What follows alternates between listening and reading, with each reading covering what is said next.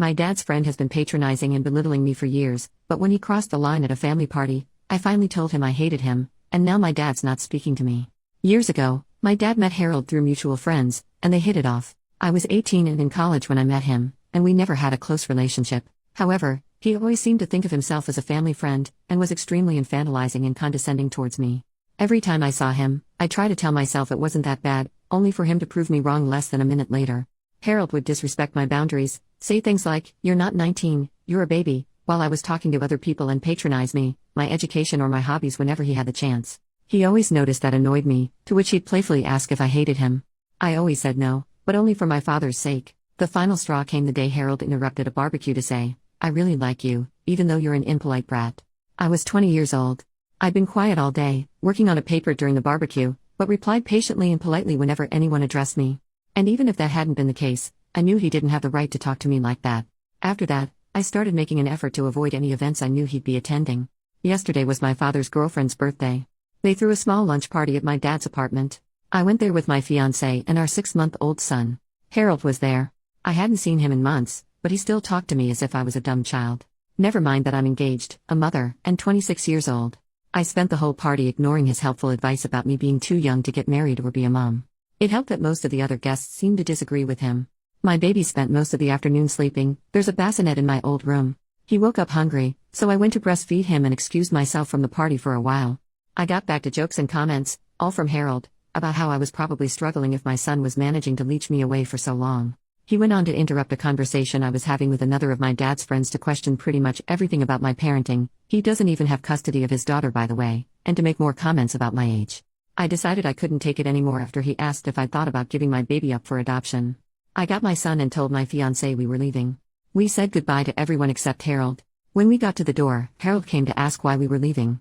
I tried to make up an excuse, but he kept trying to make us stay. After a small back and forth, he jokingly asked if I hated him.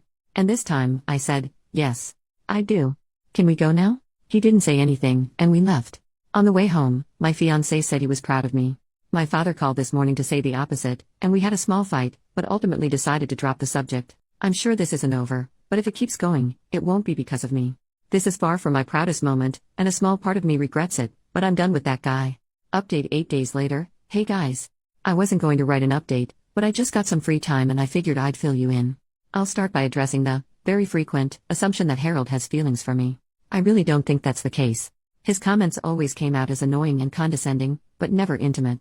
But I will say that your comments scared the crap out of me. And the fact that the general consensus was fuck Harold was weirdly heartwarming. I also want to add that, while I did regret what I said a little bit, I never doubted I'd done the right thing. I think most of my regret came from the fact that my 8 years of keeping the peace were over. It took some time for the relief to sink in. Truth be told, I've been wanting to do this since the barbecue incident, which was when I went from "I don't like that guy" to "I can't stand that guy."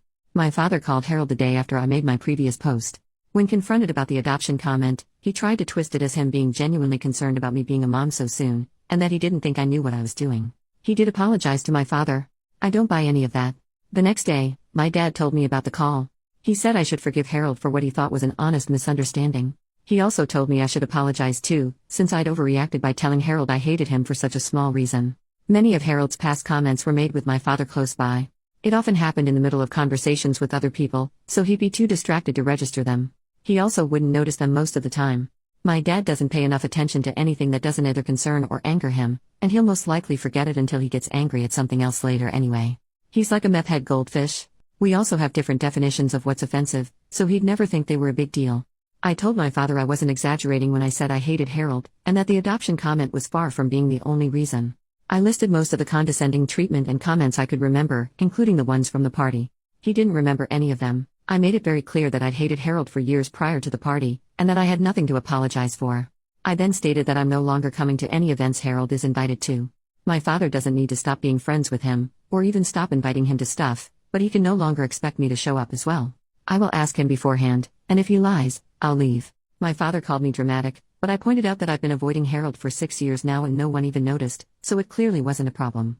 I've only seen him a handful of times since the barbecue incident, and only twice for more than a few minutes, the lunch party last week and another party back when I was pregnant. It clearly didn't ruin my father's life. I'm not obliged to like his friends any more than he is to like mine. There was some back and forth, but he agreed to my terms. We spoke yesterday about something else, and he mentioned Harold was upset. I ignored that. I'm not going no contact with my father. Yes, I'm very well aware he's a jerk, and I came really close to cutting ties with him in the last few years, but I ultimately decided it wouldn't really fix anything.